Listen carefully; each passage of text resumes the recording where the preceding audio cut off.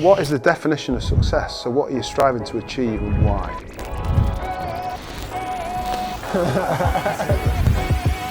Let's just have a bit of a laugh with it and see where it goes. Be open-minded.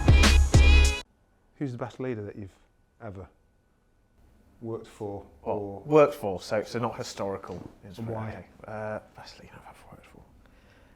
Yeah, there's one guy probably had the biggest impact on me. I'm not sure if he's the best or not because I've worked with some brilliant leaders, but he was certainly one of the ones that had the biggest impact on me. And he, why was he different? I think there was an issue previously. I'll tell you what he did. He taught me and illustrated to me really early on in my military career the difference a good leader makes. So before this guy turned up, there was a cultural issue. There was a huge amount of conflict within the organisation. Different groups were very much opposed to each other, openly so, almost aggressively so on occasion.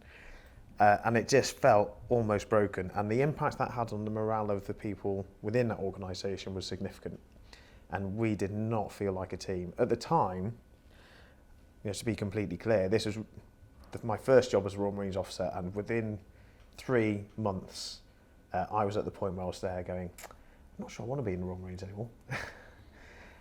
The reason that got salved a little bit was because then, just by coincidence, I got chatting with some of the other people in similar roles as myself and realised that they all felt the same way as well. So suddenly it's a case of, it's not just, okay, so it's not me, the issue's something else. And we all realised what the issue was. Anyway, a few months later, happily, we got through another few months. A few months later, the leadership changed and the atmosphere within the organisation changed almost overnight. Mm-hmm. It was just incredible. So within days, the groups that had been opposing each other were getting on. Everything just seemed more coherent. People were collaborating far more effectively. We suddenly felt like a team with a shared vision of what we were all trying to achieve, and morale just rocketed. And my second half, the second half of my period of time in that organisation was brilliant.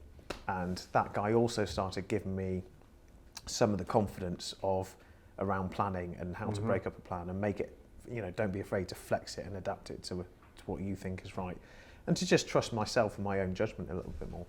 So yeah, he probably had the biggest impact on my career and my outlook, I think.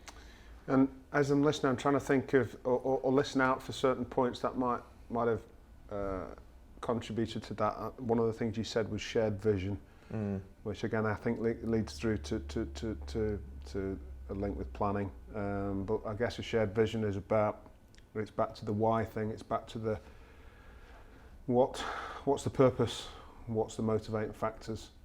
Was that the biggest contributing factor in terms of why the atmosphere changed overnight, or were there other behavioural type reasons or other reasons? That's a good question. If it wasn't the biggest factor, it was definitely one of the biggest factors, because we suddenly all had a shared vision of what we were trying to achieve. It meant we had to utilise each other's skill sets and resources and abilities to achieve that. So whereas before it was a case of, you've not done your bit right, and you've not done your bit right, suddenly it's a case of we need to get this better, and what we need you to do to enable our bit, so it's a different conversation now, what we need you to do to enable us is this. Okay, well, we'll happily do that, because if you can do your bit, we'll all achieve the vision that we've all agreed we want to achieve.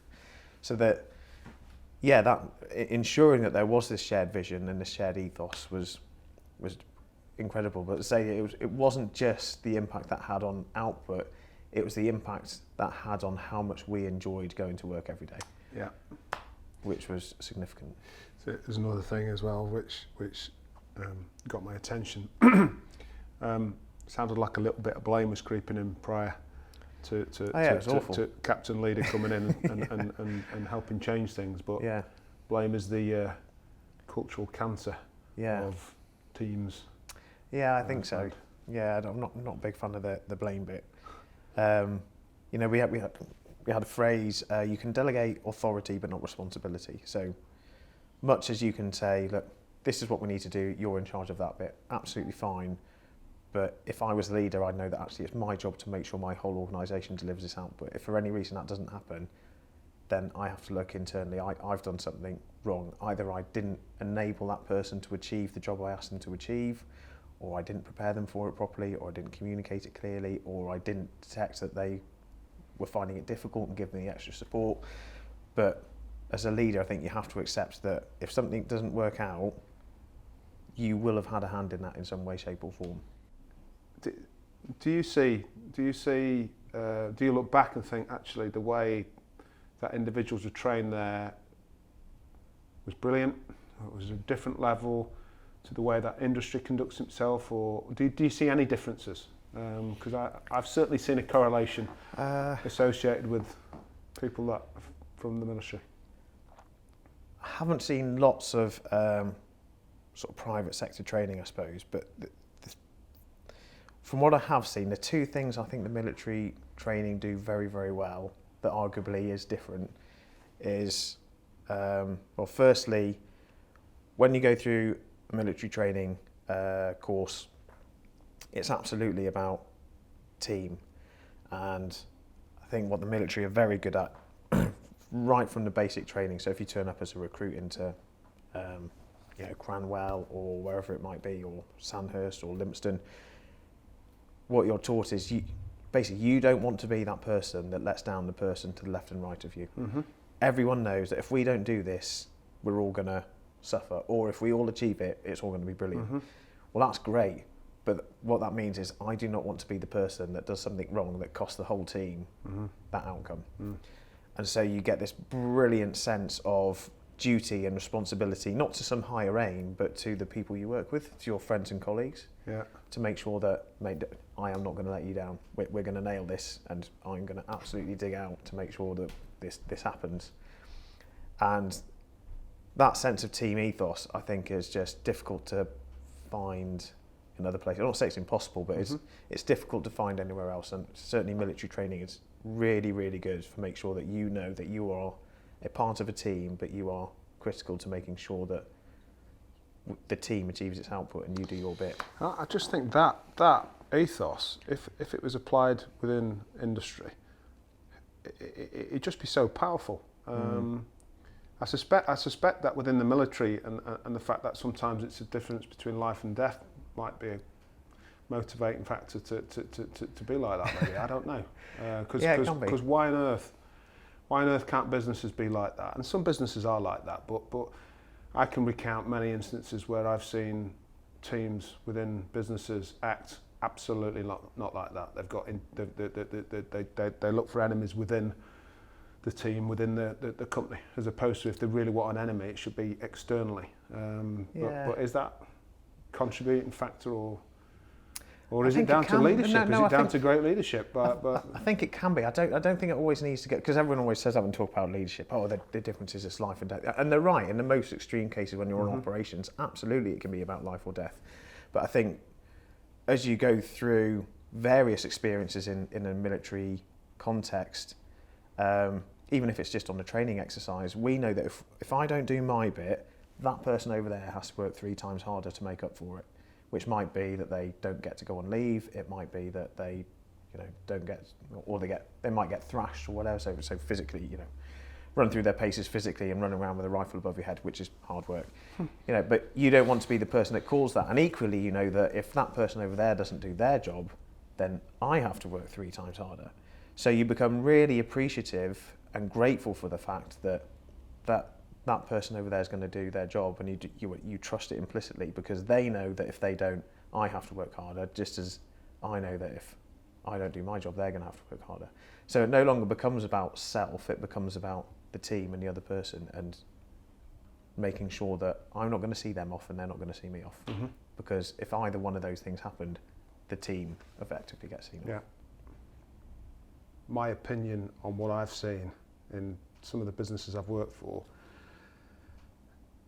the HR department not being aligned enough with the commercial teams. So HR is massively important, and therefore it needs to be run by people that understand people but also understand the business. And therefore, if you're looking to develop individuals, there needs to be a reason. There needs to be a commercial reason within the private sector. And I guess if decisions are getting made by people that don't understand the commercial side of the business, maybe that's why you end up getting trained on stuff you don't need to know next week or next month or the next 5 years. But it comes back that to... might sound a bit cynical. I mean, interestingly, this comes back to, funny old thing, planning. Where is it we're trying to get to? We're trying to get to here. Okay, so what skill sets do I need to make sure that we can actually deliver that outcome? Well, I need these ones. Okay, well, I've got that one and that one and that one, but I haven't got that skill set. Right, how am I going to get that skill set within my business? Either I can recruit someone new in to fill it, or I can outsource it to an external party, or I can train up someone within my business. And if it's the training option, where you then have a very clear reason, I want someone to do this training course to deliver that skill set so we can achieve that aim.